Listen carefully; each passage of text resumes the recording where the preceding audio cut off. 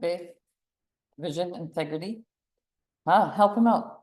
You could look in your notes. I'll allow it. See, being nice. Sorry? Servanthood. You can even refer to the characters that we discussed.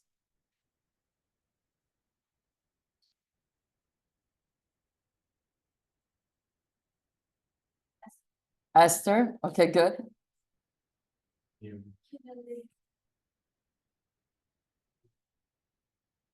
Good, humility, okay. Nehemiah, what do you remember about him?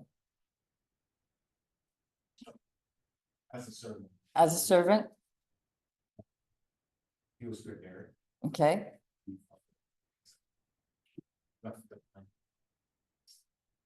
Okay, and what happened when he faced, obstacles throughout the way? Did he quit? He didn't quit. Yeah, perseverance. Nehemiah's perseverance.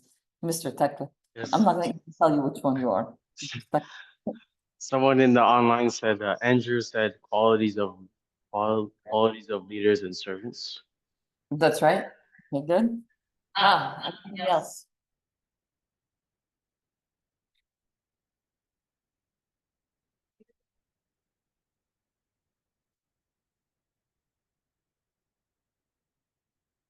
Okay, so prayer and service is very important. There is a D word that kept on coming up, and I told you, wait with it till next time, because we're going to talk a lot about it today. Delegation. Yes, delegation was a big word last time, and it came up with multiple Moses. Yeah, Moses was one of them. Nehemiah, he was using, and even Esther, she was delegated by her cousin, right, to speak. All right. We're gonna start today, and today's a little bit different, but I'm gonna tell you from now, we're gonna zoom through it. I'm gonna try not taking a break, because we'd like to finish by 5:30, 5:40, if that's okay with everyone, okay? So, embracing servant leadership, a journey of growth and service. One of the things I talked to you guys about last time a lot was the fact that once we start service, and especially when we start youth service, we feel like it's a promotion. And what I said was, it's actually a demotion, right? And it's all about our ego when we're coming into service. And I said, we need to know where our talents is. And that was something we discussed.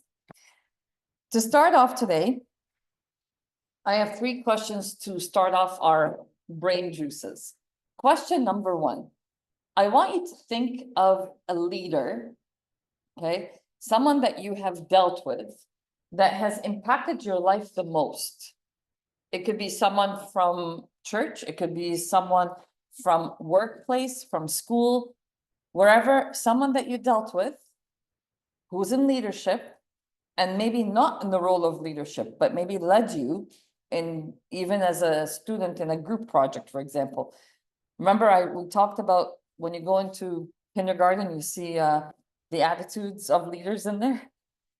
So who would like to start off? And Tekla, you're gonna have to tell me if they're telling me something online, okay? Name the person.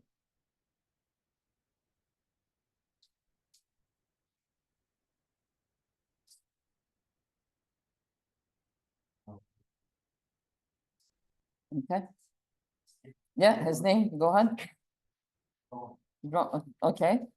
And what characteristics, if you come for 5 positive qualities in that person, what would they be? He was good with He was good with delegation.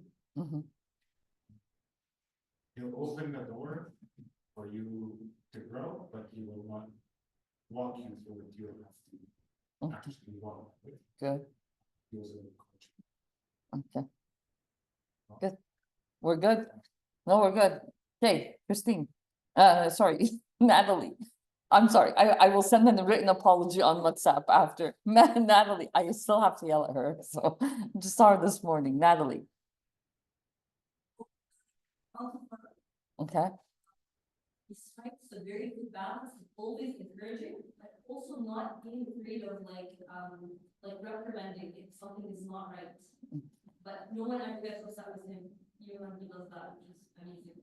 Yeah, for those of you who don't know, Uncle Farag is actually the deacon in charge of the Suriel School for Hymns. So he's kind of oversees all the learning that happens in hymns for our church. Very inclusive, it's really like, service. Okay. It's an honest thing, and Especially with Coptic and hymns, you almost always want to have that balance. Okay, good. Who else? Yep. Your parents. Okay, tell me a little bit.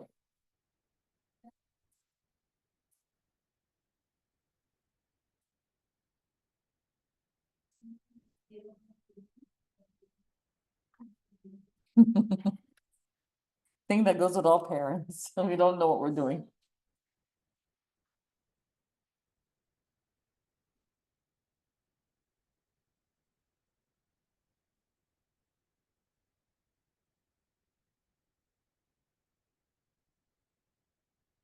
Okay, without imposing on you, I could tell from the way you're talking. Good.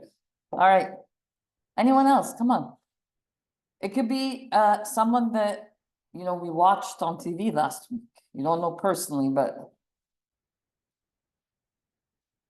I'm shocked. Come on. Who did not watch the inauguration of the guy that's gonna ruin our lives as Canadians? Yeah, I'm not liking him this time around. You didn't watch it? Okay, don't watch it unless you want to have blood pressure. Okay, so any more leaders that you guys could think of?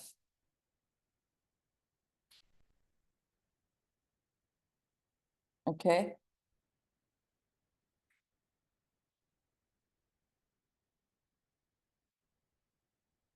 Okay, so those servants in leadership in the church, okay. With those leaders in mind, even if you don't want to share who they are, like Mina said, give me 5 qualities that would make them positive qualities of those leaders.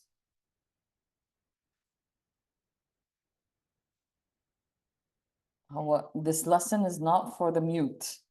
Come on, even people online, you could join us. Yes, Natalie.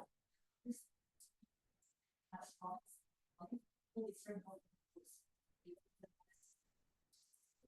You should not have anything to service, it's not moving, even through like turbulent times. Okay, good, excellent. What other qualities? Mina said mentorship. And he said, I liked what you said. He opens the door but doesn't walk you through. That's a good leader, right? More qualities. Andrew, come on. Humility, excellent. Humility, it's a very big part of it. Yeah, service and humility, it's a huge thing. When a strong leader is usually very humble. We'll talk a lot about this today. Yes.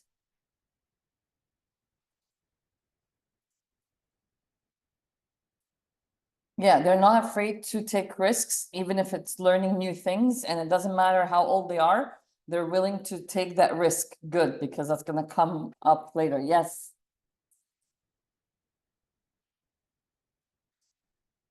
Okay, so they're good listeners and they know what opinions to go for and which ones to balance out and which ones to kind of avoid. Good. Alex?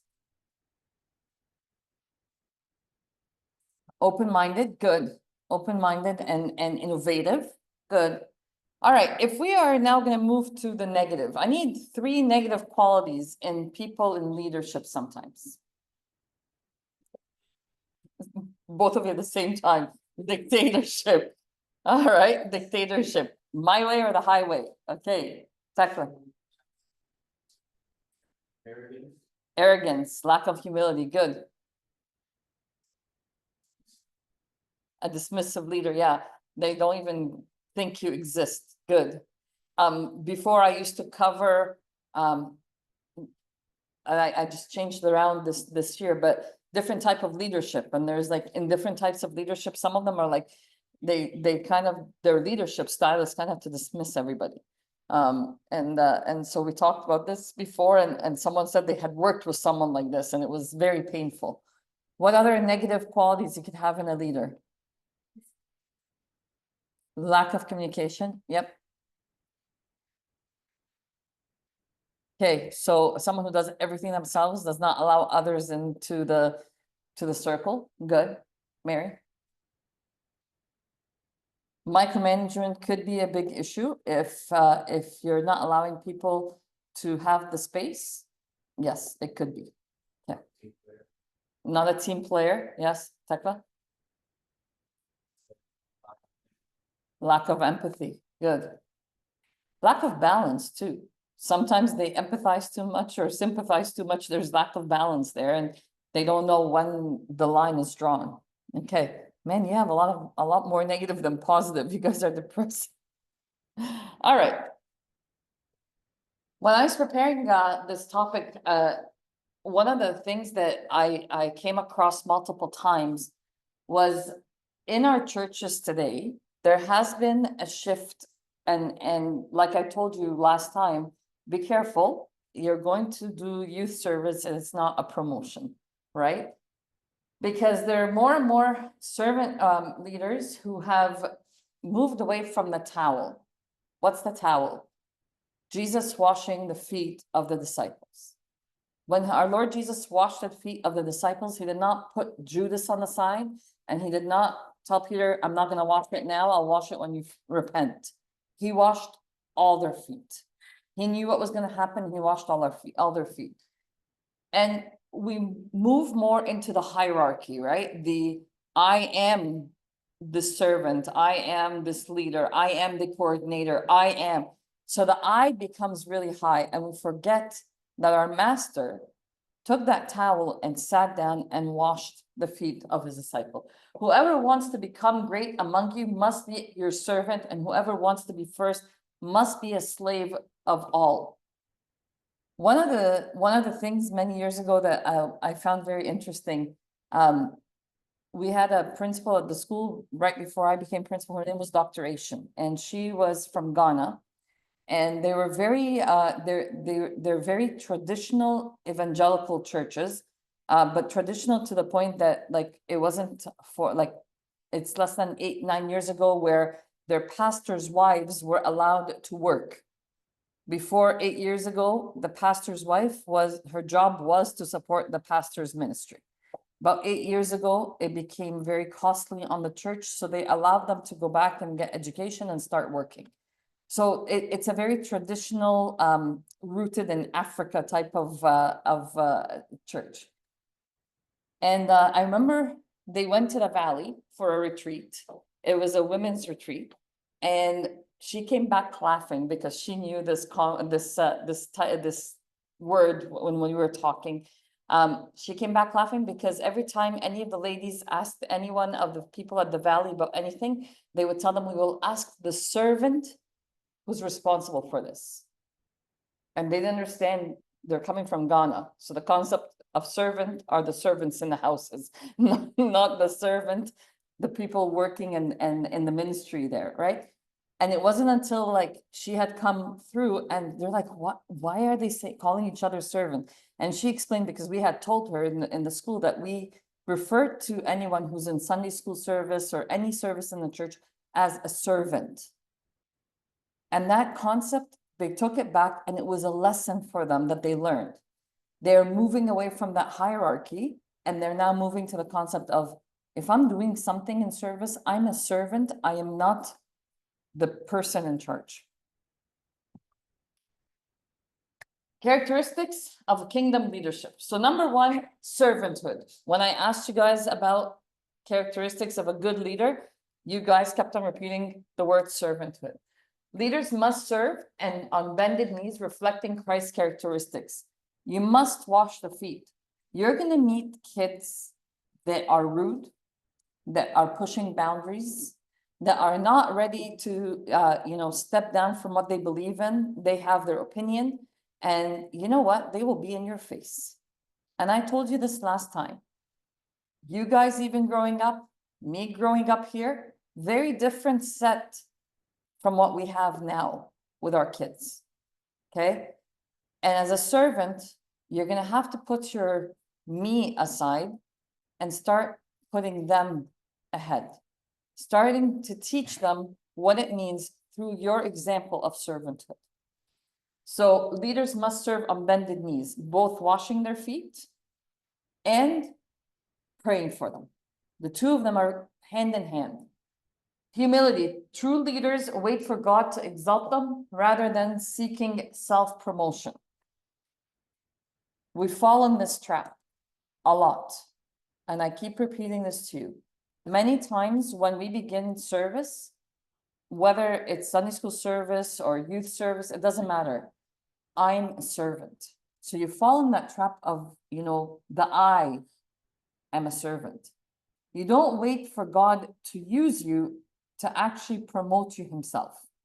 Many years ago in Alexandria, and this story comes from my dad, and I'm sure Mina, if he asks his mom, she'll probably tell him a similar story. There was a servant who they used to use as a speaker for youth in the church of St. Mary Maharam Bay, which is actually the root of all churches in Alexandria.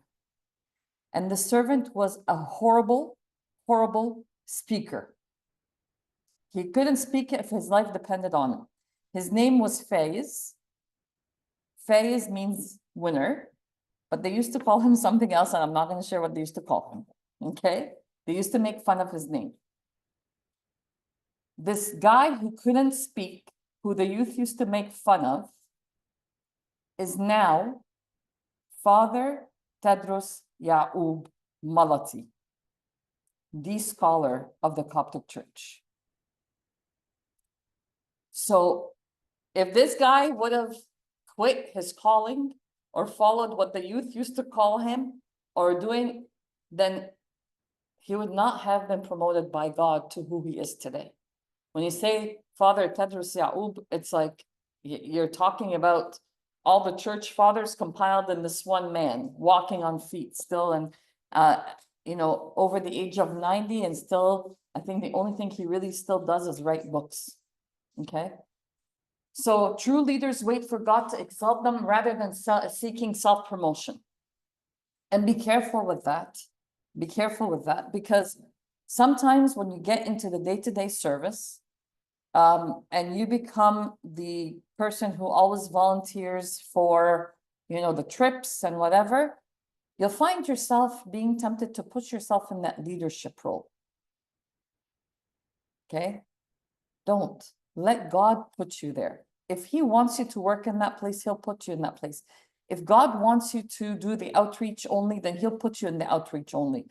Don't push yourself. Let him put you where he sees you best.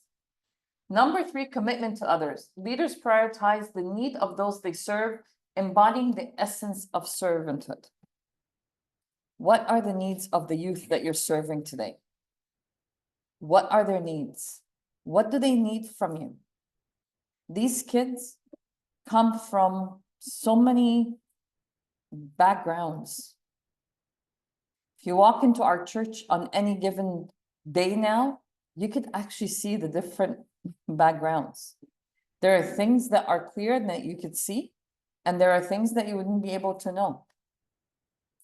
We have I was dealing with a group of kids, a family, and we knew something was not adding up. Like, we knew where they came from in Egypt, so we were dealing with this. What we didn't know, we wanted the middle child to go on a trip, and we thought maybe it's a money issue, maybe it's something else. And then we asked, and it wasn't.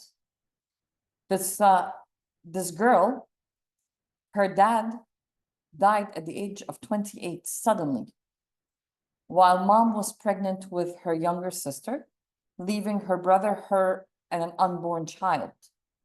So she's much older now, she's a teenager, but she's always afraid of disconnecting from her mom and her family. So she will actually not go on trips, not connect outside, the normal thing, because of this fear of her dad passing.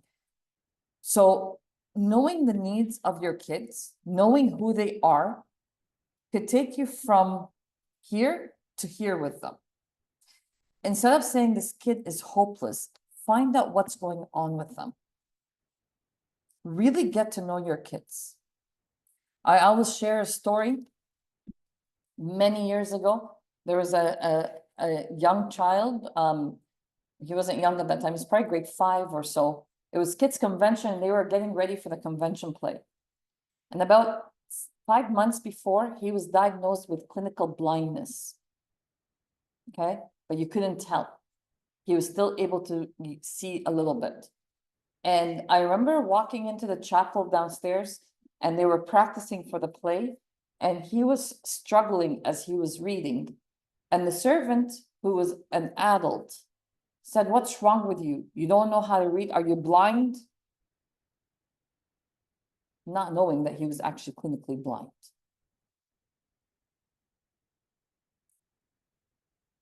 Be careful when you are serving. Find out who your kids really are. Find their strengths, find their weaknesses. Many kids today have so many things attached to them, so many baggages. And the louder they are, the more baggages they're holding. So prioritize their needs. What do they really need? I laughed a few weeks ago and Maria came home after a Friday night very angry. She's like, "They're my girls since elementary school. And I took the time and I prepared my lesson and I did and they were not listening." And I said, "Okay." And then when she calmed down, she was, "One of them, she came in late with a cup of Starbucks." I said, "So your match, she didn't get you one?" And we joked it off, but it gets frustrating. You sit, you prepare, you're ready. All you care about is getting that lesson across. But what if that day they need something else? What if that day they need you just to hear them out? Okay. Empowerment. Servant leaders delegate authority and responsibility to others, fostering growth and collaboration. Don't underestimate your youth. Don't underestimate what they could do. Let no one despise your youth, but be an example, right? That's what St. Paul told Timothy. We like that verse, but we never really apply it for our youth. Oh, they're just kids. Oh, they're brats. Forget it. You want them to take care of something, they'll never be able to take care of anything.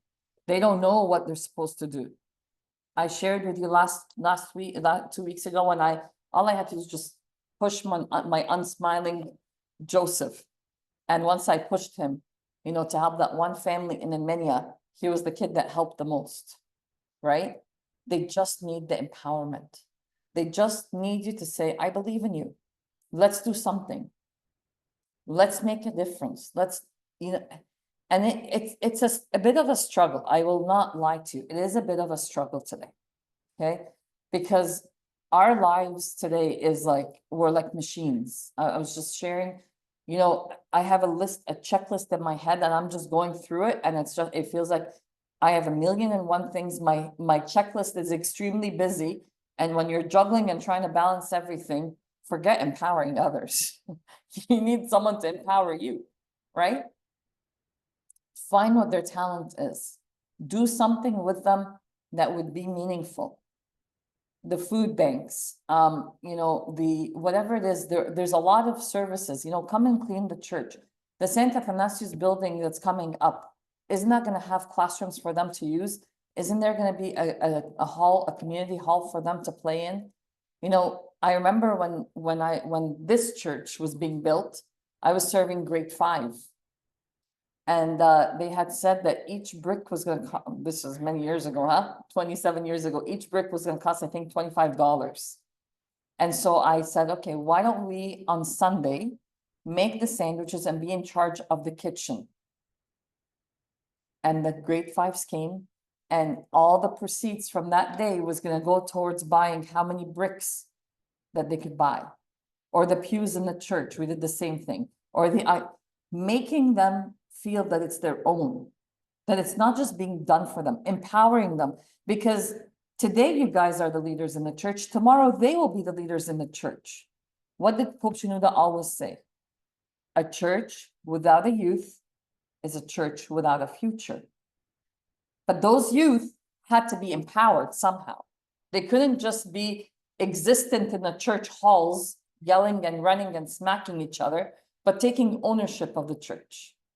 March break a couple of years ago, they brought in the grade 9s to clean the altar for the boys, and the girls cleaned the main church. Empowerment. taking ownership of what's theirs. And then biblical foundations, reference here, Philippians 1:20-21, emphasizes the importance of living for Christ and serving others. Could I have someone read that verse for us, please? Philippians 1:20-21.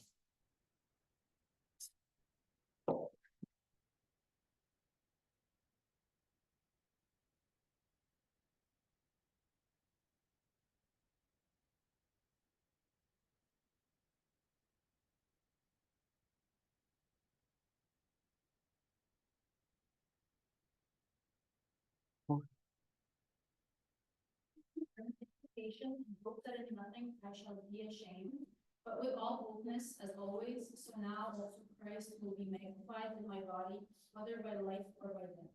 For to me, to live is Christ, and to die is gain. Okay. So it's not about me, right? It's about Christ. It's about being empowered through Christ as a servant. Your whole point of existence as a servant is to bring Christ to those kids. Are you really bringing Christ to them? And are you bringing him in a real way to them? Or just by paper and pen? All right. We're going to go through some things here. I'm going to go quickly. Okay. There are some principles that we need to talk about.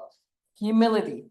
Servant leaders humble themselves and wait for God to exalt them. We spoke about this, right? We spoke about Abuna Tadrus. As a servant, you are not going in as the all-knowing. Mary as a teacher and myself as a teacher, we're always taught in Teachers College one very important thing. If you don't know something, it's okay to tell your kids, I'll have to check it out and let you guys know. There's if you think of that good teacher that you had, it was that teacher that told you, I did not know something, but I'll read up on it and let you know tomorrow. Versus the teacher that makes up things and makes you feel like you're dumb and you don't know what they're talking about, right? Now, mind you, if you're a servant, okay? If you're a servant, you're humbling yourself and waiting for God to exalt you and to work through you. God has to shine through and has to be the forefront of your service rather than you shining through, okay? Teaching humility by example. Jesus was he was a best role model. And contrast with self-serving leaders without our Lord Jesus as their master can only be self-serving, not serving to others. I'm going to take you back to the time when Pope Shenouda was among us. I don't know if any of you had very close encounters, but we as a family were blessed, and as a church fathers here, we were blessed, especially in the last few years when he was coming more regularly to Cleveland, that we would actually go and visit him over and over to spend time with him when he was here. And the Pope Shenouda that you saw in the church in Cleveland was in the Galabeya and the Klonsoa, sitting on the chair, very humble. Two things I want to share with you here. Never in my life and in my time since I was this big that I could remember him, all the way till the time he passed, whenever you gave him anything or did anything, he would always say, Mutashakkir. I am thankful. It could be a piece of chocolate or a cup of coffee, or it could be us coming all the way from Mississauga. One day, you don't always listen to Abu Nangirus, okay? You don't, because if you do, then you go through what we went through.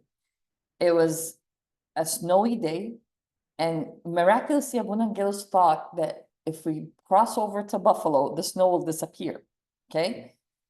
All the news was saying snowstorm. All the news was saying blizzard. Do not drive if you don't need to drive. You know those days? Yeah, but nah, we need to go visit Pope Shenouda. So we loaded 3 cars, Abunas that were available, a couple of us wives and some of the little kids. And we got into the cars. We crossed over the border and we stopped at McDonald's to feed the kids, and we left McDonald's and the highway closed. Like literally, like we were calling the police and they're saying, just stay there. There's no point of you calling. Do you have gas? Yes, good. Just stay in your cars. Make sure you stay warm. The highway's closed. In the States, they literally close the highway.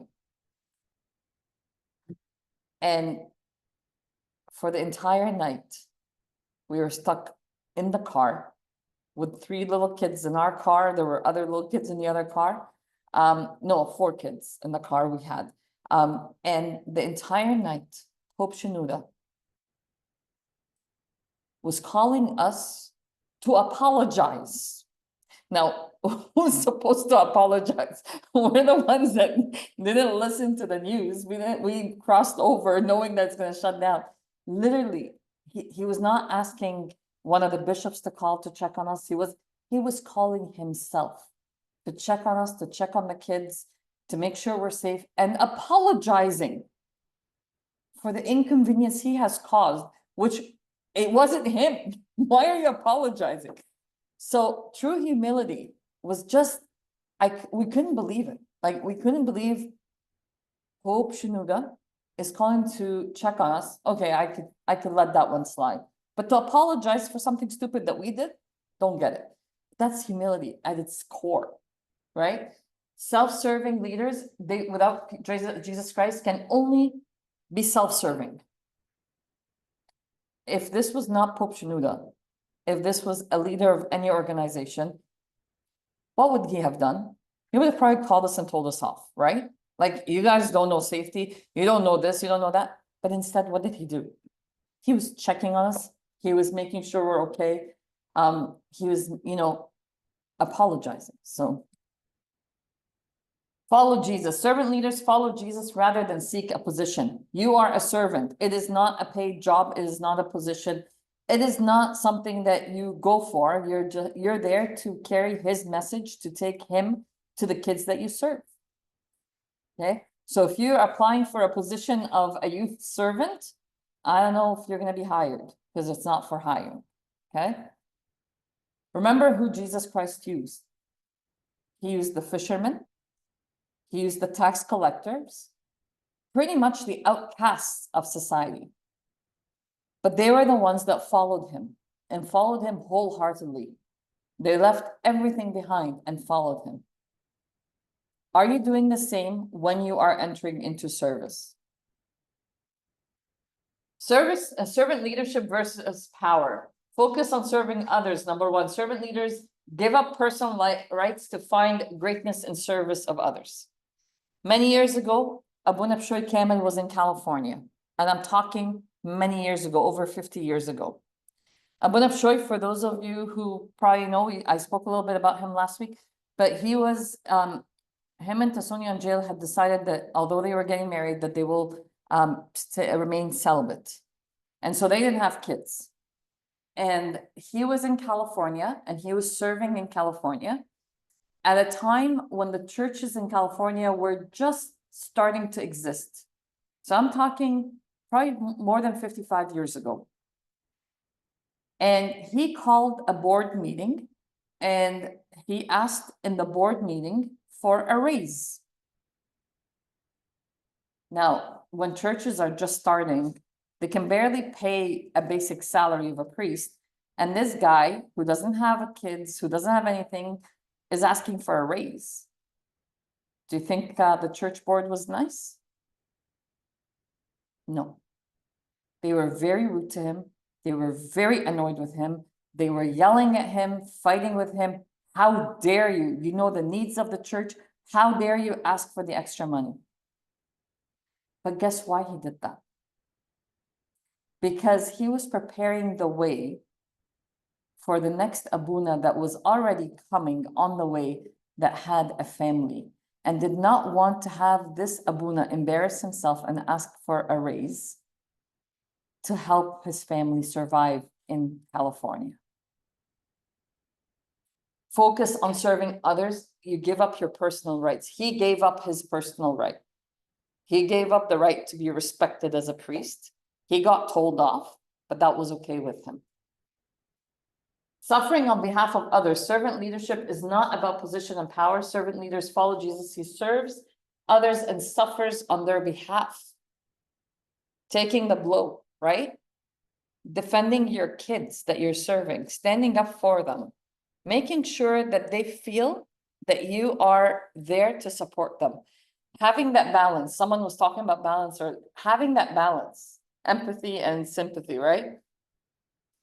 You know, when you're kids and you talked about your parents, but I want you to go back time when you were kids and you do something wrong. And mom is with you all day long and she's ready to choke you, right? Because you really messed up. And then dad comes home from work. And mom says, you know, Natalie did this and this and this and this and this. And dad goes, Natalie, she would never, ever do that. Have you had those moments with your parents? Because I had them all the time growing up. Now, mind you, if my dad gave us the silent treatment, that was like the worst thing. Mama always yells, right? But Baba gives the silent treatment, that killed you more than anything else. You got the silent treatment and you was like 3 days, no Baba talking to you. That was a lot worse than mama screaming for a week, okay? But that's the same thing. Having that balance, you know, once dad defended you, you knew the mess you did. You knew, like, you were like, please split up, let me go under and let me just be buried alive right now, because my dad just stood up for me and I completely messed up, right? We've all had that. So are you that servant who embarrasses? Because let me tell you, a lot of times when we are caught in the moment, we will do our explosion and our blow up with the kids, not realizing how much more damage we're doing. Service. Servant leaders gave up personal lives. We already spoke about this. Leadership model. Our Lord Jesus Christ is your best model. Washing the feet of who? Judas and Peter. Not only washing the feet of Peter, but having to hear him talk and argue. Could you think of that Sunday school kid in your class that just doesn't stop arguing? And even if they're like, you please stop, like, I can't take this anymore, but they keep arguing. I want you to imagine if you were Jesus Christ himself, you walk in, you want to wash the feet, and you're like, that kid, just push him away. I don't want to wash his feet, man. Follow our Lord Jesus. And then, so servant prioritize following Jesus over seeking authority. And we went through all these, embracing humility. Who said taking risk? Alex, you said learning new things, right? You said learning new things earlier. And yeah, okay. Taking a risk. Remember last time when I told you about Abuna Shoy Kemet picking and telling them to make this into a church when Mississauga was not even a township? Taking that risk in leadership, in service, and taking that risk of going out of your way to serve and to really impact lives is so important. Many times as servants, we just want to stick to the safety net. Where are we? How do we stay safe? You know, what do we do so that no one says anything about us? You know, why am I going to even try helping that kid out? Just let them be. It's not like I'm going to make a difference in their lives. I was joking with His Holiness Pope Tawadros when I was in Egypt last December, and I said I was chosen as a top 50 fearless leaders. And he goes, fearless? I said, yeah, you're not scared. And he goes, you don't get scared? And I said, Sayyidina, if we're scared, then we don't believe in the strength we have in us. And he goes, oh, okay, so Abuna shouldn't be scared. I said, no, at home I'm scared. And my work, I'm not scared.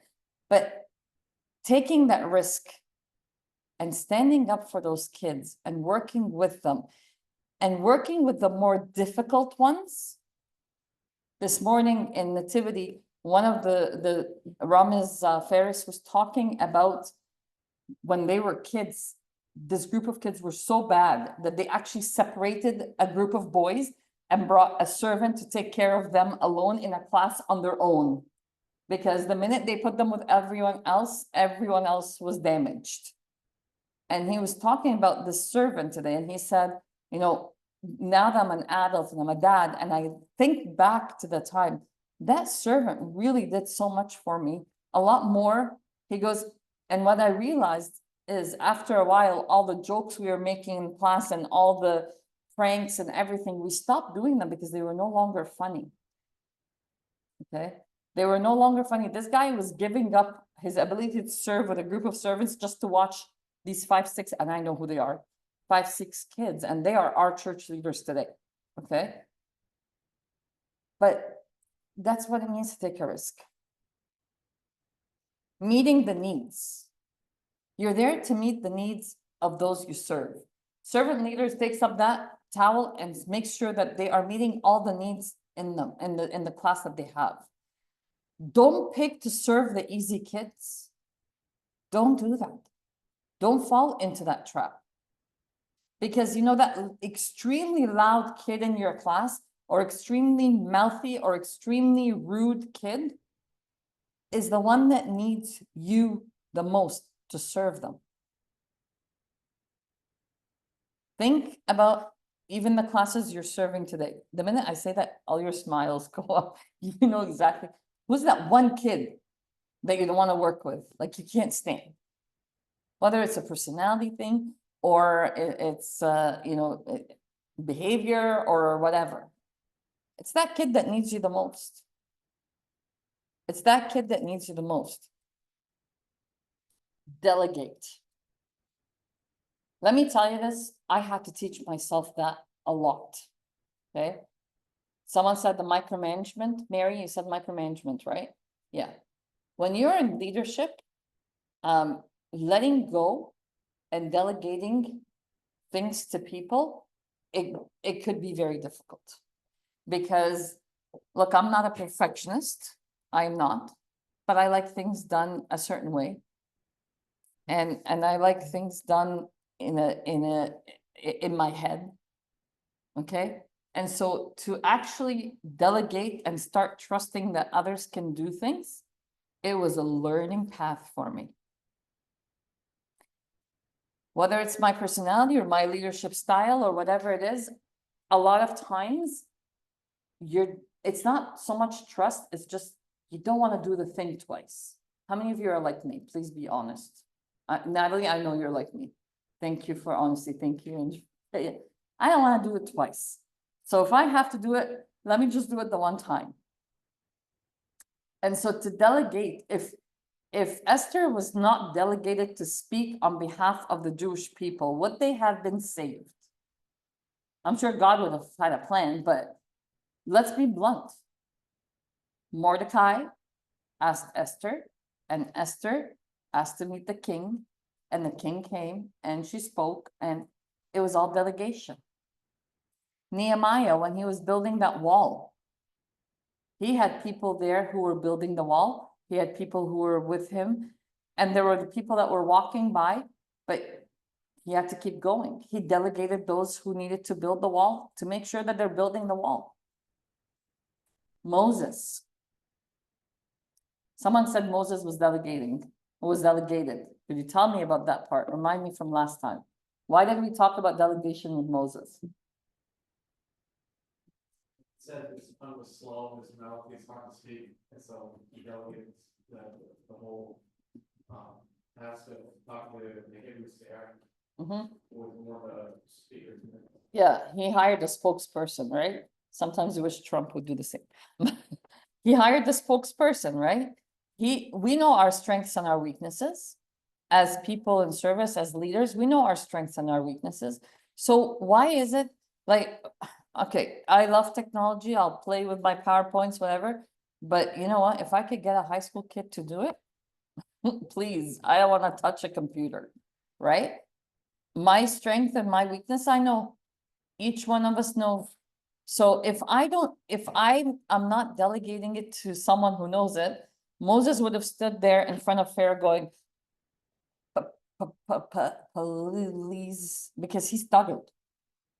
Your royal, I think Pharaoh might have let them go just because he stuttered, but that's besides the point. He knew his weakness and he asked Aaron, he delegated. So why is it in service? Sometimes we take things and we hug them and we don't want to delegate. We don't want to share.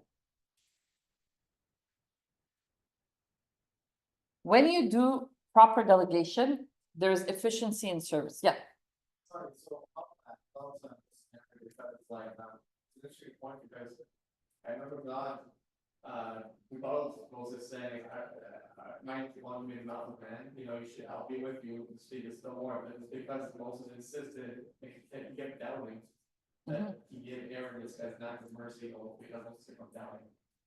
So like, this is why, so that's significant. Okay, I'll open this up. Answer. That's a very good question. Could you ask it again, please, nice and loud?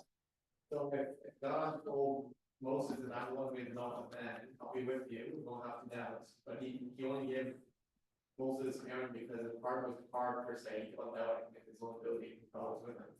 So how does this apply to us when we delegate? When we connect to God, when we release to do that, the God's position to do certain things. Natalie, God is definitely, I think that's within his will, but Moses asked for someone to make them, and God was like, okay, like, that's also within my will, like, both could have been done, like, both are good. Could have been done, and you can also have a help. okay. Mary, loud. I think he spoke after, but, and he was doing all the plagues and stuff, but I mean, having Aaron there to speak. Sometimes God allows, this is my personal reflection. I think sometimes God wants to give us that safety blanket. He knows we're human, okay? And if it means that Aaron's gonna speak on your behalf, okay, but I'm gonna still work through you. All right? And that's us in service too, yeah.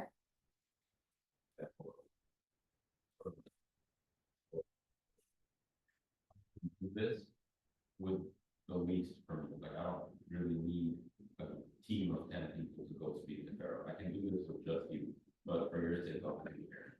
And then he does it again with the disciples when he sends them 2 by 2. When we see again in the Old Testament, when Daniel, right before his vision, Archangel Gabriel was saying, "Not that I was a little late. I was fighting over in Persia with Archangel Michael. So you don't need to send 2 archangels.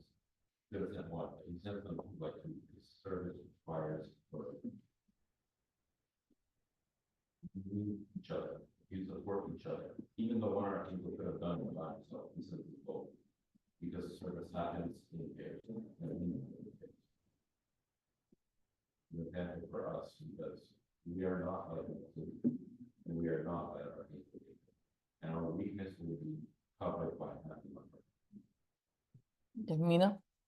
Think the focus on the delegation, that's all. At the beginning of this, God told Moses, go do this, and Moses was, but he was trying to push back. Like Jonah when he was supposed to. So anyways, so he was trying to push back, so God was saying, fine, you're objecting, I'm gonna say that. Okay, he had to learn to trust in the delegation. There's somebody with you, you're gonna be a leader, but you're gonna have to delegate this. So this is a lesson, so more than. And in that time Moses' story, this happened twice, because later in his life, he was also getting so busy, he couldn't take care of all these people, so God told him, okay, well, here's a system of delegation. Right? I forgot, maybe, but basically, you judge the people, tell them what to do, well, only have escalation to get you, and hierarchy is kind of inside of hierarchy. So I have another lesson for all the time.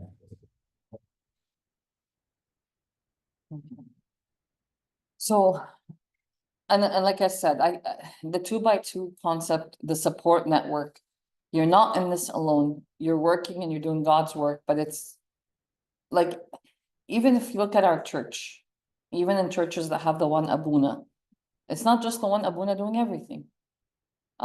Many years ago when we first came from Egypt, we actually went to Seattle, Washington first. And the church there had been closed for a good 5.5 years. So my dad was to reopen the church, reintegrate people into the church. And in the States, it's not like here in Canada where everyone's like in like a 10-15 minute radius. We had people who drove like a good hour and they were considered close to the church, okay? And it took, I remember, like I was 9, I turned 10 there. I remember it took a lot from my dad to bring people in and so on, and to start using them in their different services and find each one of them their talent and their strength, and that talent, that strength. But then my dad also liked to pray early masses. So what would he do? Because Abuna cannot pray a mass alone. He would pick up Peter out of bed at 5 in the morning. Peter was 6.5 years old.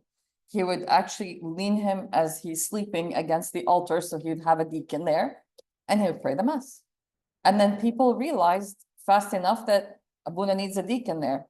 So Peter was demoted out of the sleep deaconship, and he no longer needed to be, leaning towards the altar just to have someone there. So even in churches, and I'm talking, this is 36 years ago, at a time when things were more difficult, right? People cannot do things on their own, okay? And yes, God is empowering Moses. You could do this on your own, you could talk, you could do this, but he also knows that networking, that empowerment, being in the right environment will help you really flourish and really do your best as a servant.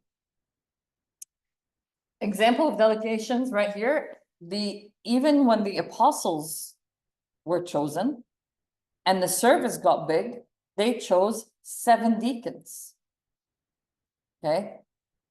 So there's so many of them, right? So why do they need more people? Well, they need 7 deacons to continue helping with the ministry. The ministry is growing, there's a need, so let's get more people. Delegating certain services to them, letting them, do little things around, and that's extremely important in service. And here's one of the things I know we always suffer in service, because the same people doing the same thing all the time, right? Everyone knows that it's the same group of servants that are stuck going to the same trips, that are the ones that go on the day retreats, that they're the same people. Everyone else, they clock in and clock out on Friday night or on Saturday evening or whatever, and that's it. So it could become frustrating. So how can we delegate?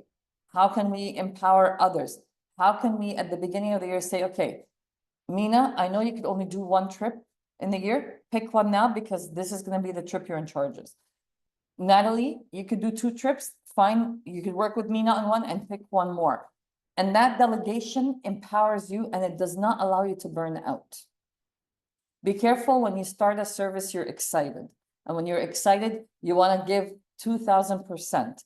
And then when you give 2,000%, very fast, what happens? You burn out. The Jesus model, obviously, we know that. And then impact of delegation. If you're willing to delegate, you'll find that God will multiply your ministry. If you do not delegate, your ministry will be limited. I was meeting one of the parents, like a family, one of the kids that came with us to the mission trip. And the mom told me something I didn't know. Okay, he was one of my expressionless students.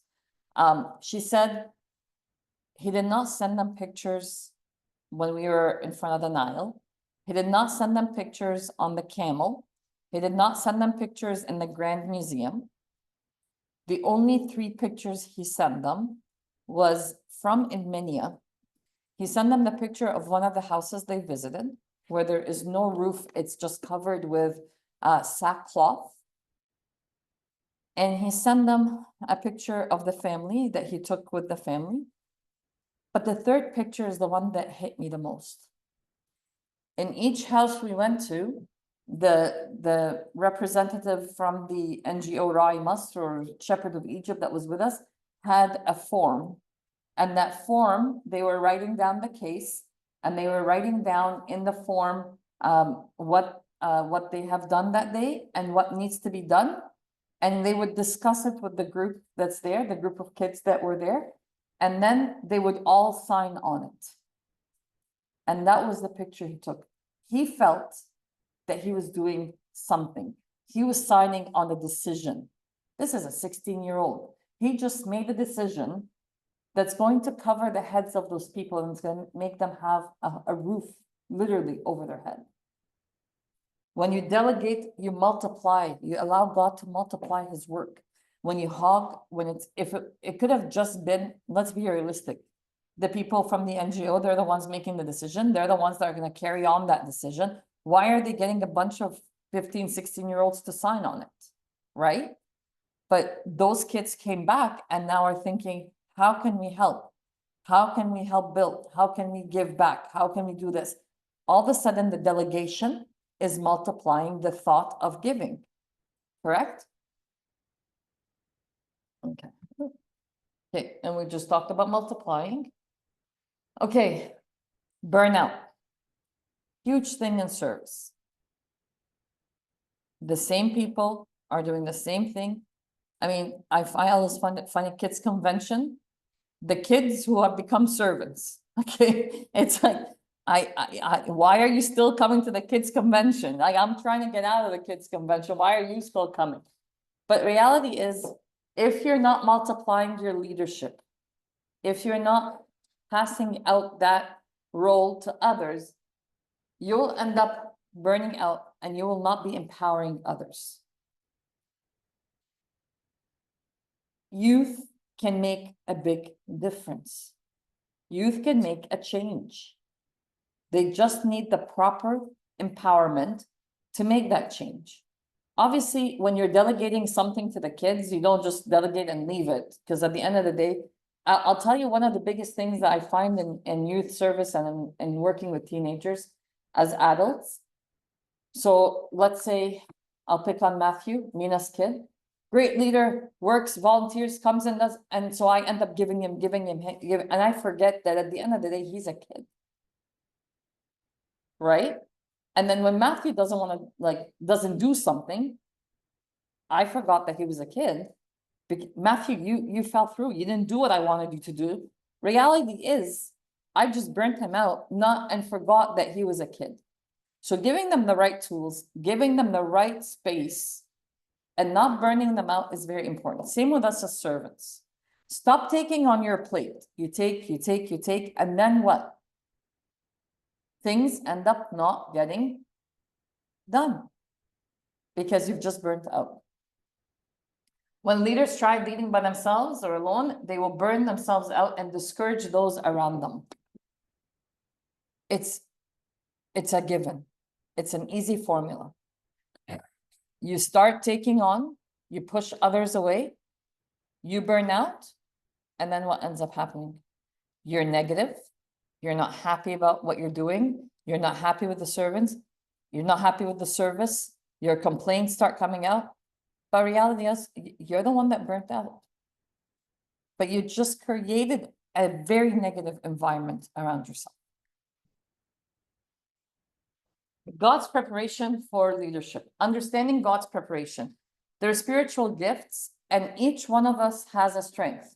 Moses knew he couldn't speak properly, but he was a leader. He had the guts to stand there and listen to God and say, okay, you know what? I can't speak, but I'll still go back to Pharaoh. Nehemiah knew that there's going to be discouragement, got his paperwork done so that if anyone talks, he has government official documents no one could say anything about. Each one of us has a strength. What's the gift that God gave you? Many years ago, when we still had high school mixed boys and girls, I was serving, we were 2 female servants serving with 2 male servants. And one of the male servants, the day he would give the lesson, I would be like, I want to cry because it's so bad. Okay, and he knew. He never wanted to give the lesson, but we have to give him the chance, right? But he knew that's not where his talent was. But the one thing this guy knew how to do that none of us knew how was proper outreach. Be honest, Abuna's not in the room, and I don't know if there's Abuna online with us, but how many of us like going outreach? It's fun, wahda bas. نادي عادية معلش بنفوت لها. It's hard. It's hard. Sure. ماشي ماشي. What else? Going into someone's house and poking in it, it's not easy, yeah.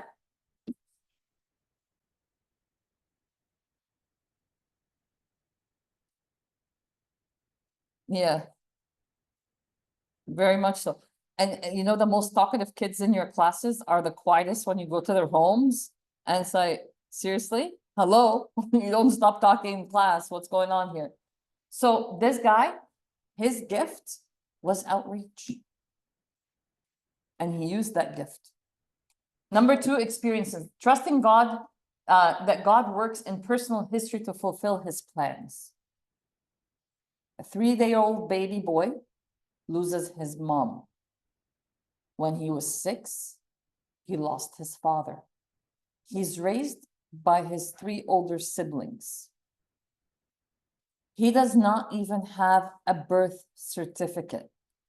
And when they take him to get a birth certificate done, the doctor wants to create a different, like an aging certificate for him that makes him older than he is. At the age of 6, he says, my mom died when I was 3 days old, and she died on August 6th, 1923, which makes me born August 3rd, 1923. And the doctor had no options but to print out an aging certificate that really reflects his age. He grew up. He went to university. He went to war. He fought for the Egyptian army in the time when the war was being lost and the weapons they had bought were corrupt weapons and bad weapons. Everything could have gone against this guy. What's God's plan for this kid? What is God's plan for someone like this? Depression? Correct? Like everything going the wrong way? Wrong.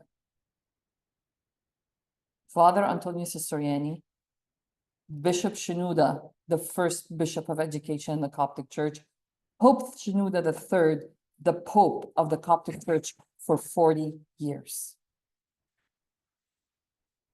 God's plan, trusting God works in personal history to fulfill his plan.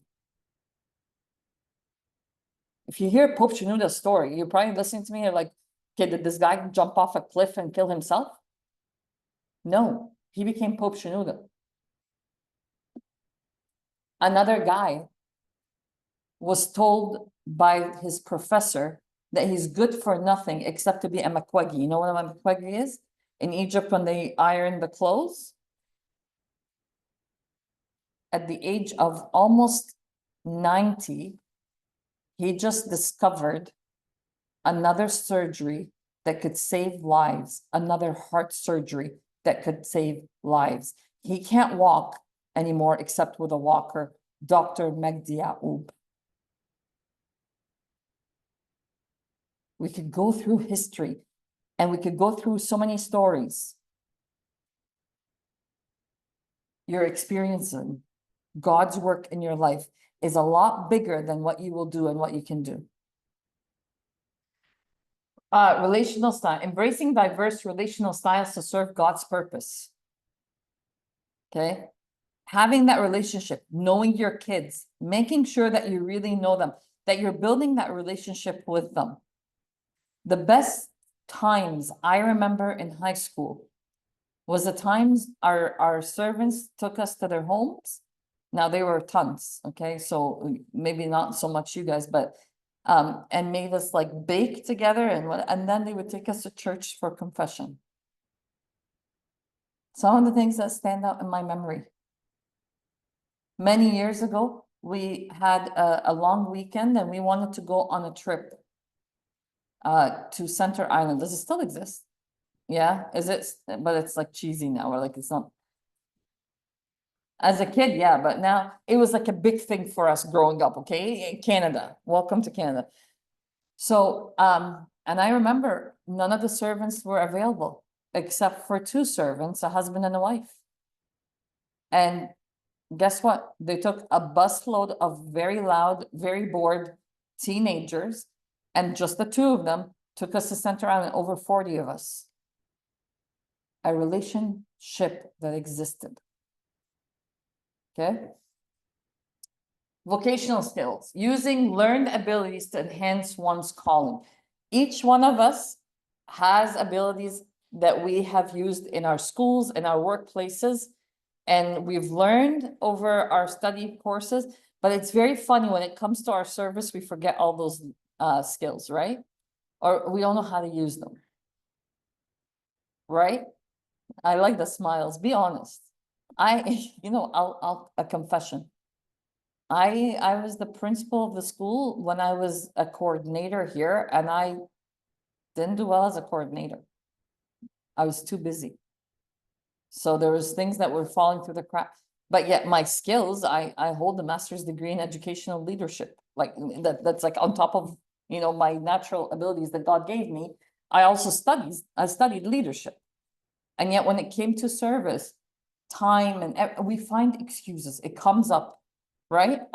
Everything that you could possibly think of comes up. So how are you going to use those acquired skills that you've learned, and you're going to turn them into something that you could use for the service? I always find it very interesting, and I just confess to you, I was one of many, but people who are like really in high positions, or teachers, I'm picking on Teachers Day, or that one, when we get to the service, it's almost like you don't know what to do, right? It's like you forget what you've learned at work or what you've learned at school. Spiritual gift. God gifts each member of his body. Each member has a unique role and gifts that are contributed to the body of Christ. I keep going back and forth to this point. Not everybody's going to know how to do everything. There's going to be the servant that could go under that table and sit with this little boy who doesn't come to Sunday school except to eat mortadella sandwiches.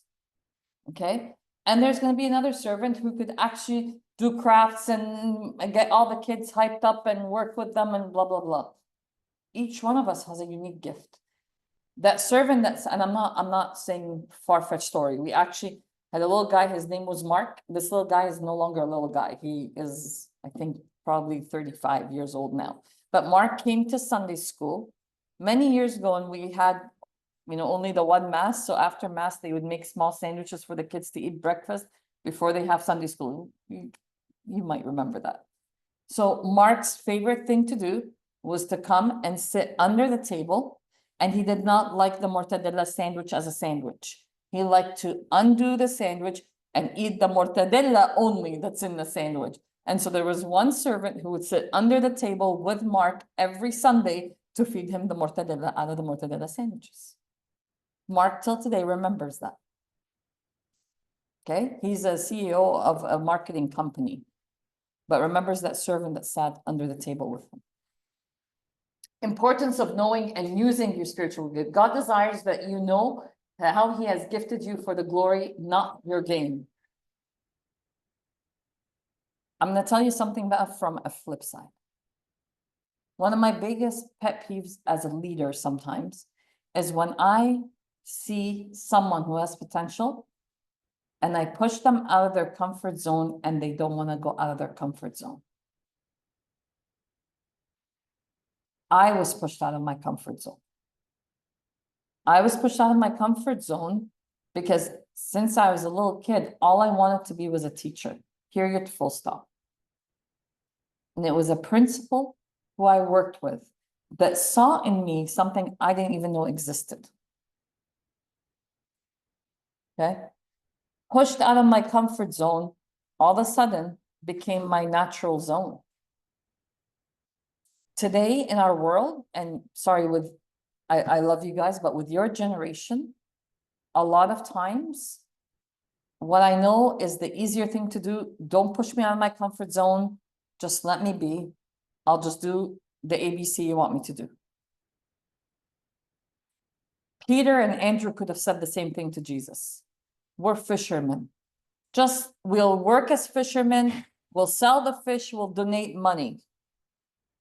Correct? Matthew could have said the same thing. You know, I'm an outcast. No one likes me because I'm a tax collector. No one cares for me. So why don't I just do your paperwork for the government? Make sure you catch up on your taxes. I'm still serving. Peter is fishing and he's serving. Matthew's doing the tax, the tax returns. So he's good. He's serving. Comfort zones. Step out of them, people. Step out of them. Mary, Yeah, go ahead. I don't know, like, it sounds great to, whenever you're given an opportunity to try something new, it's like, okay, yeah, I could definitely use that and maybe God is calling me to do something different. But then going back to your point about avoiding burnout, like what happens, how do you know if, how can you tell us like you're taking over? You're asking the worst person this question, like the worst person this question. Like literally today, I literally today said, I have a busy list in my head. Like I'm leaving here, the reason we're going through this fast, because I'm leaving here, I'm going to the church dinner. And tomorrow I have to go home to finish preparing, because tomorrow I have a professional development for my teachers. Like you're going through, I know exactly what you're saying. I've learned, okay. Now, if Abu Nabshoy is here, he would actually answer this a lot better, because he's actually finishing his second PhD on not being burnt out, self-care, okay? I'm like the worst person to ask this question. But we were always taught, find a place where you could actually like step back. It could be reading a book, it could be, whatever. It's not so much the burnout, as much as your brain gets really tired and then you end up feeling you're actually doing nothing when you're still doing a lot. But don't let that stop you. Okay, don't let that stop you. You could analyze and play around with it, and bottom line is at least take bits and pieces. Okay, and if you are in a group setting, if there is delegation, I think a big part of us, and this is I think an Egyptian woman thing. Okay, sorry guys, but when we take on something, even if it's this small, we end up going like this for everything. And the guys are like the Egyptian men, they're princes, right? Why not, right? And so sometimes I think it's an innate thing. Like this is something a very good question, but find what you could do that will help you release that burnout, rather than not doing anything at all because I'm gonna burn out. You're gonna burn out because you're saying I'm gonna burn out. And you could burn out with one task, and maybe you have 10, I'll be, this is funny. When I'm very busy, I don't burn out. I burn out when things are slowing down for me. Because then there's more time of me thinking and analyzing and so on. So you know yourself. But the best person to ask this question, and I mean it, Abuna, Shoy, not me. I'm like the worst person to answer this question. Mina, you have something to say?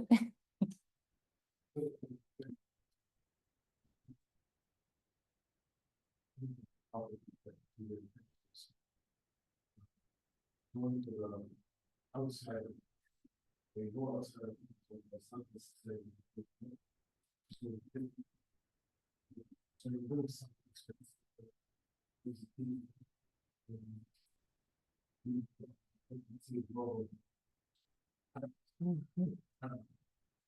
And you're going to that's outside the comfort, but not necessarily that there is more. Managing how much you're going to see. None. Go ahead. When they're responsible for the service are assigning roles for the servants or like delegating where they should go. Should you vocalize your preference, or should you just say, well, whatever they tell me, I'm gonna shut and this is my assignment? Answer her.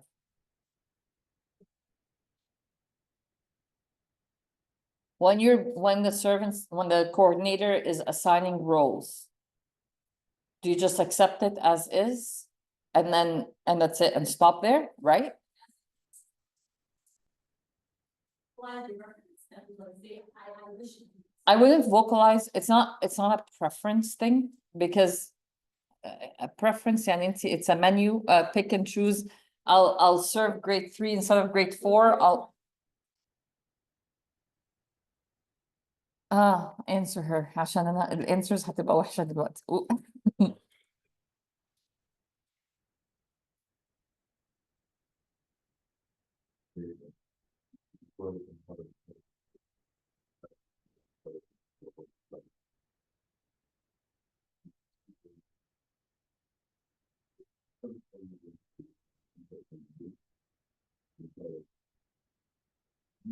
I would say if it doesn't conflict heavily with what you're capable of or you're capable, then I would say let's start supporting it.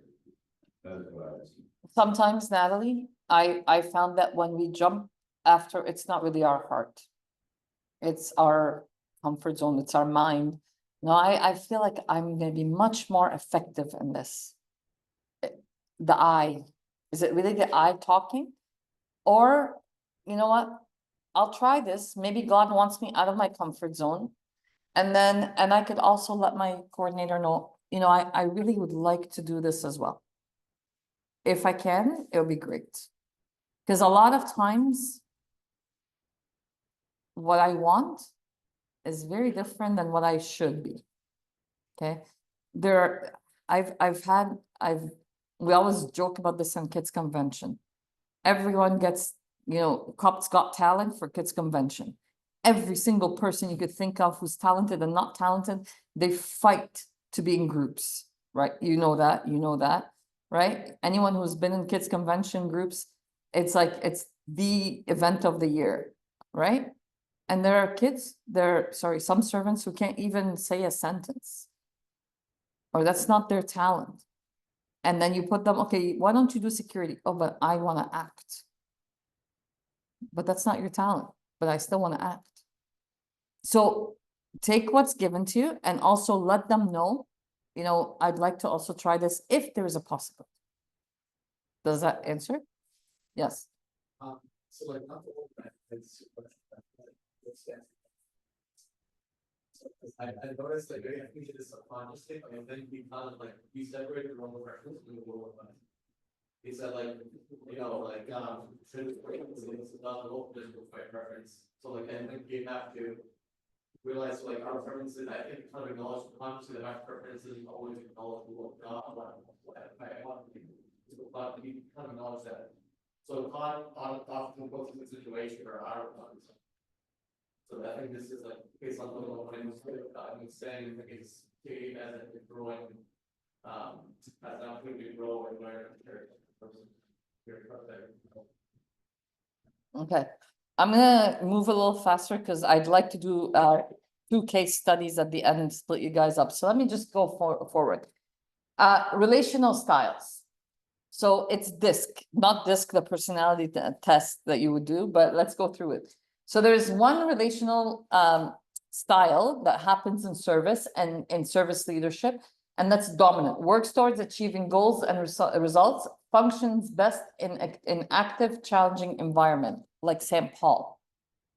Okay, St. Paul, you put him wherever, he's standing, he's talking, he's defending, he's doing this, active, but he's a very dominant personality. What happened when someone did not like what he was saying? What happened when he got into an argument with someone? Separated, right? So that's a dominant personality. There's influencing, works towards relating to people through verbal persuasion, functions best in friendly, favorable environment. Barnabas was an encourager. You know, everyone's good. We could all do this together. Why should we split the group? We can work together as a team. There's that kind of leader, okay? Steadiness, works towards supporting and cooperating with others, functions best in supportive, harmonious environment. Abraham, we are all in this together. We're working this out and we're one together. We could do this together, right? And then there's Moses. Moses functions best in structured, orderly environment. Moses, you're gonna go to Egypt. You're gonna talk to Pharaoh. You're gonna get the people out. You're gonna come up on the mountain. I'll give you the 10 commandments. You're gonna come down and tell what the 10 commandments are. Comes down. What are the people doing? Worshipping Baal. What does Moses do? Breaks the 10 commandments. It's out of his structure. He's given 1, 2, 3. 4 was not accounted for. Okay? What kind of a servant leader are you? Could you have a bit and piece of each one of them? Yes, you can. Okay, vocational skills, we talk about this. Enthusiasm for ministry.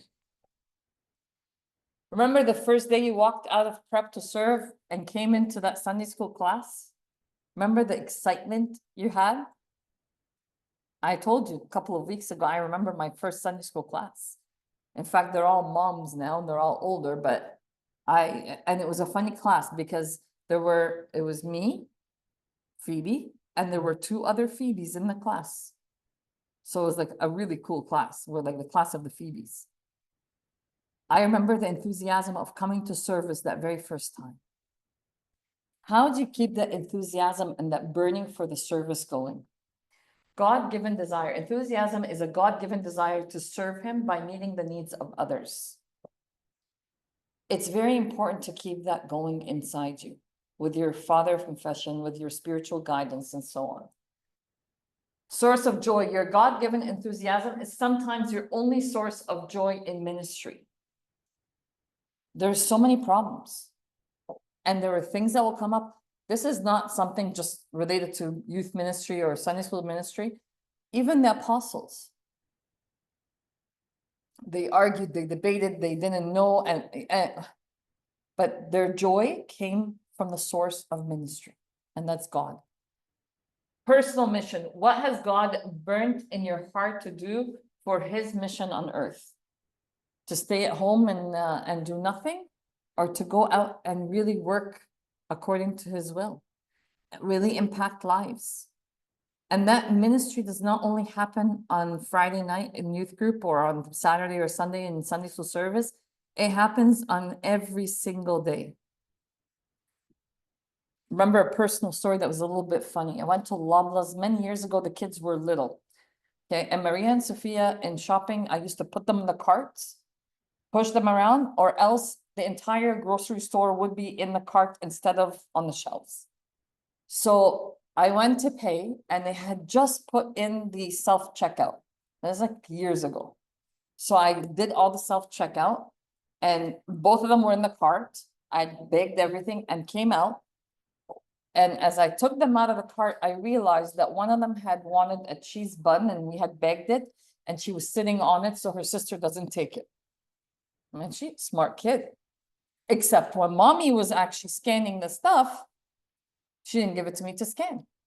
So I took them back into the store and I went to customer service, stood in line, and I went to the guy and I said, I'm here to pay for this.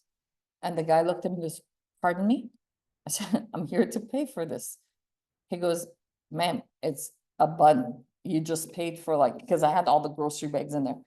I said, yeah, but I'm teaching my kids not to take something that's not their own. We didn't pay for it. We went outside the store and the guy goes, you just taught me something. He goes, you don't know how many people leave our stores every single day with things they didn't pay for and are too lazy to come back in. Okay. So your day-to-day ministry is not just on a Friday night or a Saturday or a Sunday. It's a day-to-day life. You can't have a double standard. How to equip others. Number 1, encourage them to serve. They're not just kids. They are people who tomorrow will be instead of you in the church. Are they equipped to serve others? Or are we letting the world that we live in today take them over and it just becomes me and I don't care about others? Qualify them for service. The ideal person, not the perfect person. None of us are perfect. None of us. Our Pope is not perfect. Our priests are not perfect. Our bishops are not perfect.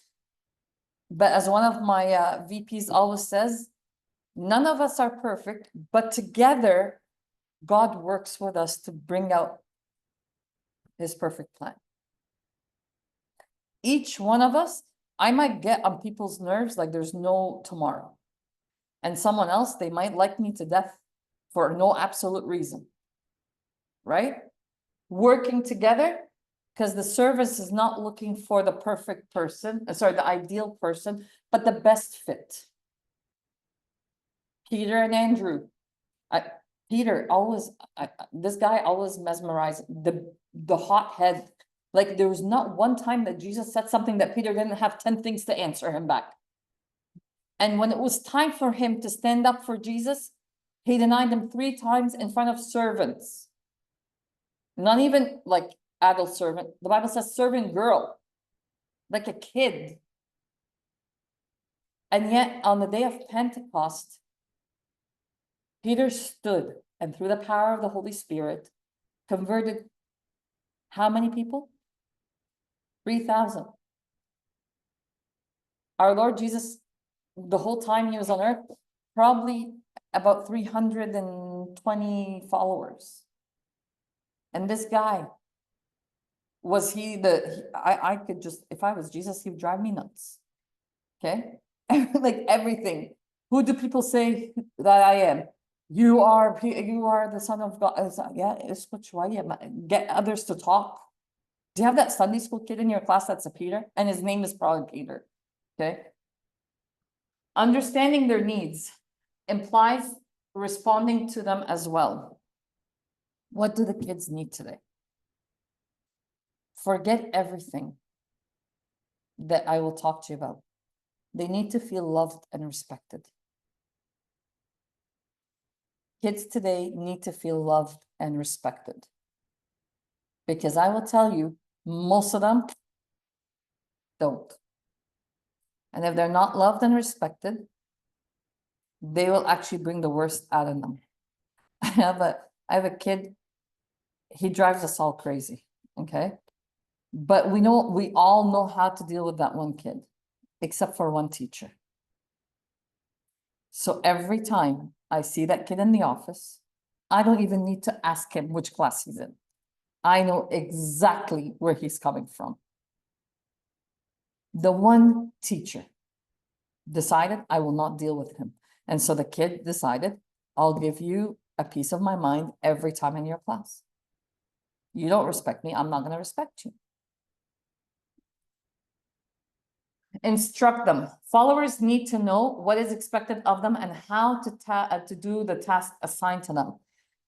You don't throw something at kids today because they're good at computers or they're good at fundraising, and you just leave it. Give them instructions, because if you don't give them instructions and they do it not the way you want it done, what ends up happening? You will be extremely happy or extremely frustrated. Which one? Frustrated. And when you're extremely frustrated, are you extremely frustrated at the task or at the person? Thank you. So please give instructions. And I'm going to tell you this, common sense does not exist these days. Okay? Even with the best of the best, common sense is something that's very far and, very far away from what we go through today. So it's okay for you to spell things out a lot more than you want to. And finally, pray for them. Pray, pray, pray. You might be the only people praying for them. You might be the only smile or the only encouraging word they will hear or the smile that they will see. Okay, I'm going to keep going.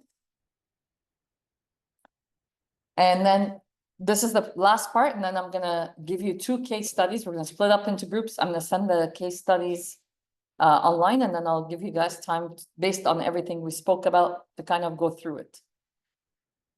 Team in ministry. Number 1, togetherness.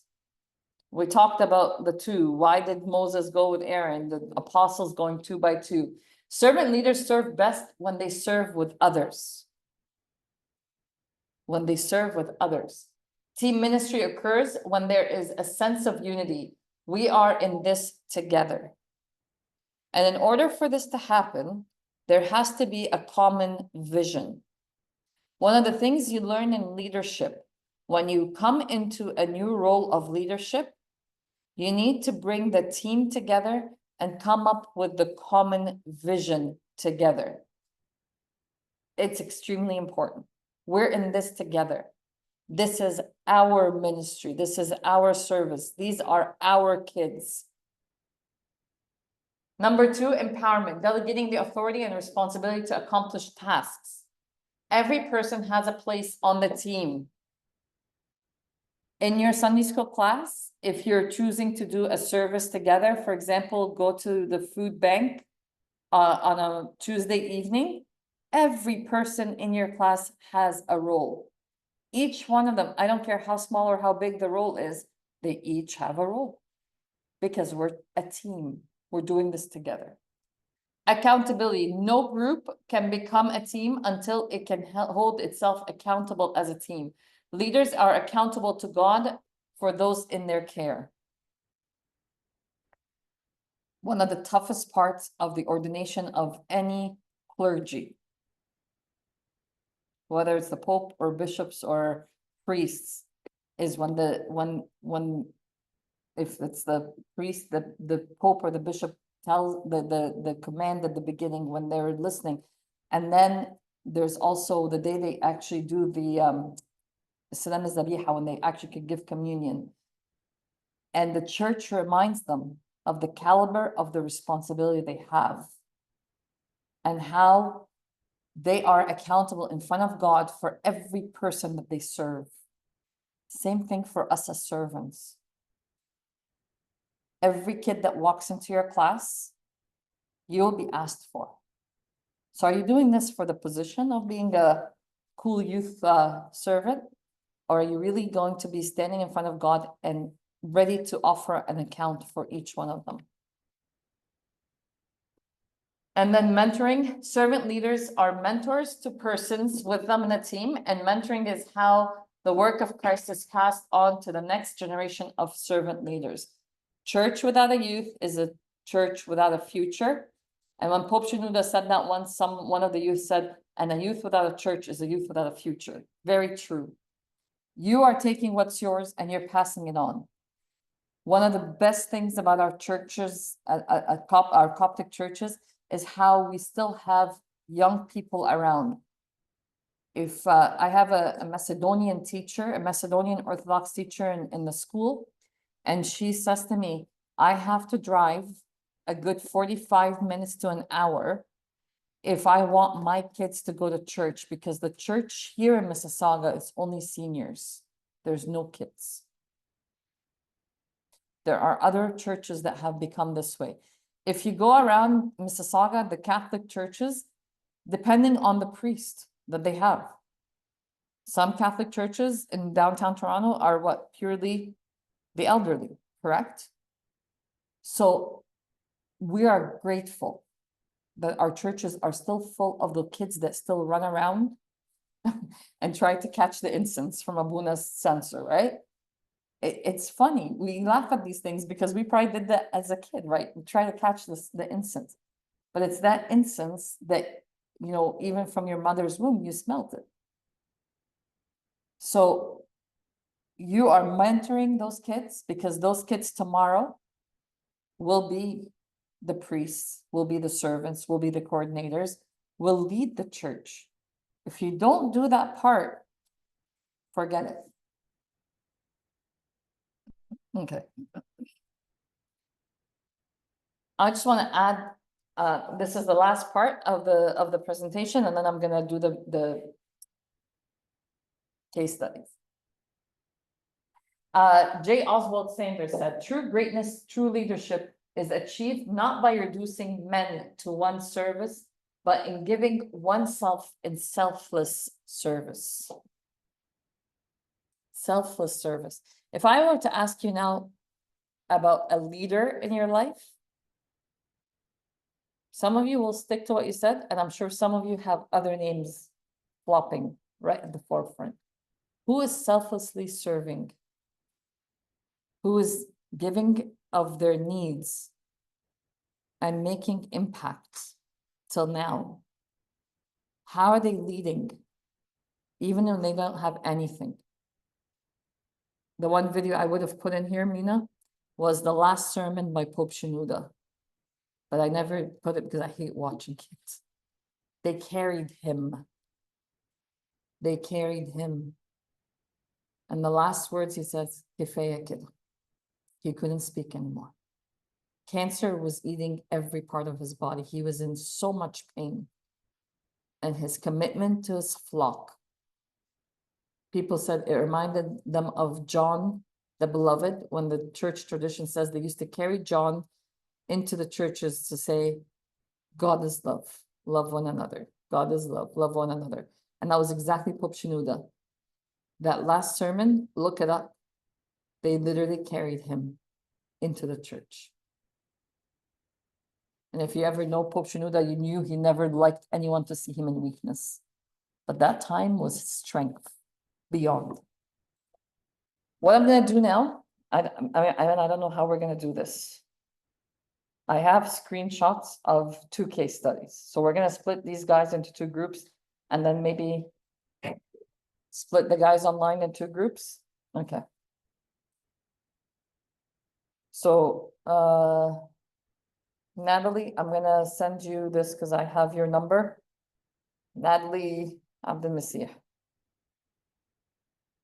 And case 2, Mina, I'll send you this because I think I have your number from the.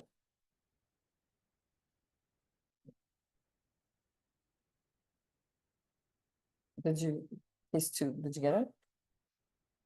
Did I send another Mina Wasser?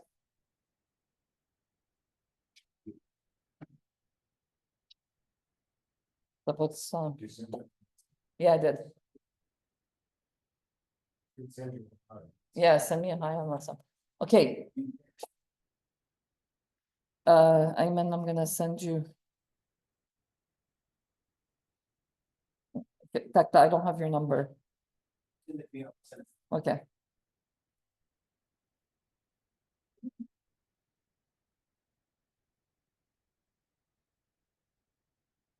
Okay, now these 2 cases are not Coptic per se. But what they are really is kind of a story. If you are in youth group ministry, there's going to be people that will come in your way. I've baptized them as much as I could, but just in case, I'm just saying now, it's a disclaimer. But let's read through it based on what we have talked about in the 2 weeks. Read through it as a group, and you might not be able to resolve it, but what would be the best solution that you could come up with to kind of mitigate through the situation? Okay, so Mina is case 2. So I'm going to count you guys off. 1, 2, 1, 2, 1, 2, 1, 2, 1, 2, 1. Okay, so number 1, go with Natalie in the back, and number 2, come up here with Mina.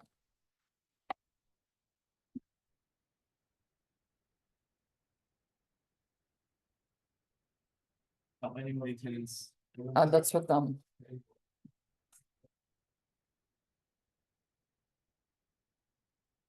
Different schools. Sorry. Okay, let's regroup.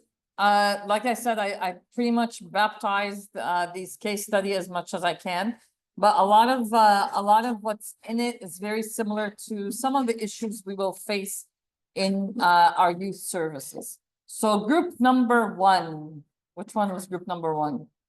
Your group 2. Okay, group number 1, would you like to share with us the case? And then those who are in group number 1? Good. So group 1 online could give us also feedback. So Natalie's group 1, and who's group 1 online? Daniel Abraham. Okay. Perfect. Let's start. Okay, what's the story? You don't need to read it. You could just tell us the story. The porcupine, right? You're the porcupine? Tell us the story. Mary, go ahead. No, nice and loud, Mary, teach your voice outdoors. So Anna got a new role as a youth coordinator. She's been in the role for 9 months, but parents have not been happy.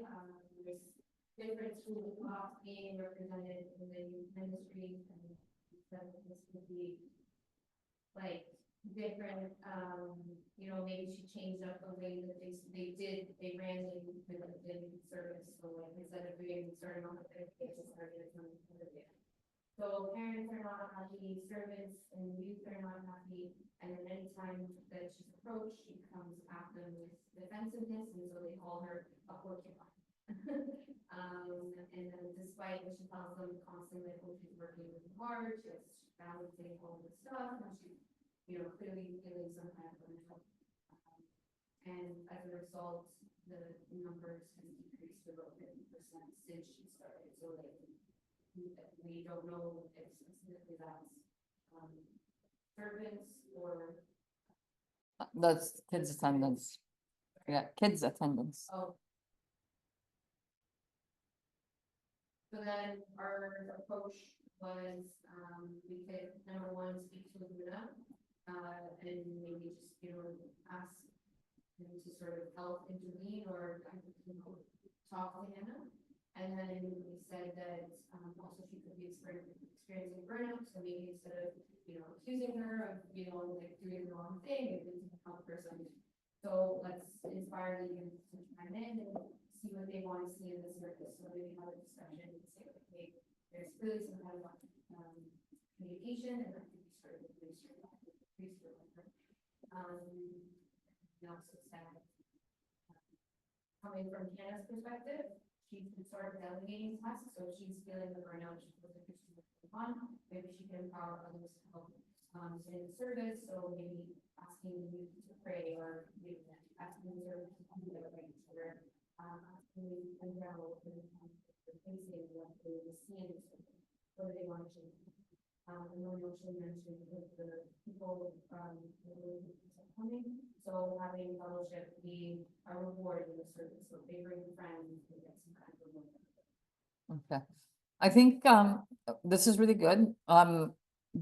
The online crew, do they have something to add? I would currently hear everything, to be honest, but I can add a little bit. Okay, go ahead, Daniel. So I think for me, what I took from this is that it's clear that a part of the role needs to be delegated to someone else, and also that maybe her strengths aren't necessarily the social aspect of the role. So I think it's difficult to say she has an abrasive personality, but just based on how like she's not really like doing a good job of interacting with people involved in the service, I would maybe suggest that she takes a step back from the social aspect and maybe does things behind the scene, and that might like work better to her strengths while someone else deals with like the more social aspects. And then also I think it's important that she's not like fully removed from the service, because like I feel like the example gives off the impression that she's just doing a very bad job. But obviously I think we all have our strengths from God that we've been given, and that if we play to each other's strengths and we all delegate and have like each other doing things which we're good at, I think it's for the best, rather than just removing people from service that maybe aren't doing the best job. Good. I think you guys are all hitting it pretty good. I think a couple of problems I would see with Hannah. Number one is that she's trying new things without having grounded herself in the service. So not only is she new, but she's new and trying new things. And we as humans do not do well with change. We don't like change. So our response would always be more negative when change happens. Her defense as a new leader, as a young leader, as a young servant, you'll find yourself a lot of times very defensive. And in your defense, you're you're defending yourself without giving reason for defense. So, but I'm giving, but I'm balancing, but okay, and what, right? So I really liked your ideas. I liked Abuna interfering. Sometimes Abuna might not want to interfere, so that way he's the buffer. But I liked what Daniel said. We don't take her out, but we empower her differently. I think our easiest solution, especially sometimes in like smaller settings, is to react by canceling something or by taking someone else or out or whatever. Maybe just moving her more into like the background, the paperwork and whatever. And then Hannah, who's the team that you would like to work with? But her two problems is she did not ground herself before starting new ideas. So new ideas, new schools of thoughts are always not taken well. And the other thing is the porcupine defense mechanism, right? But so no one wants to talk to her. So the easiest thing to do was what? Just not come anymore. Okay, good. Group number 2, what's your problem? No problem. Excellent. Let's go home. Go ahead. We talked about the bottom, who secretly always wanted to have a leader in the Sunday school service. He was still ready to go to a direct position. He liked it, he was wanted to become a leader. But problems started happening a few weeks in. Newcomers started coming to the Sunday school service from outside of the country. And the regulars started complaining about it. A little bit unfair, more newcomers started coming, they like the regulars played it out. And lastly, after helping a few more times, the regulars said enough to guide and they just stopped that.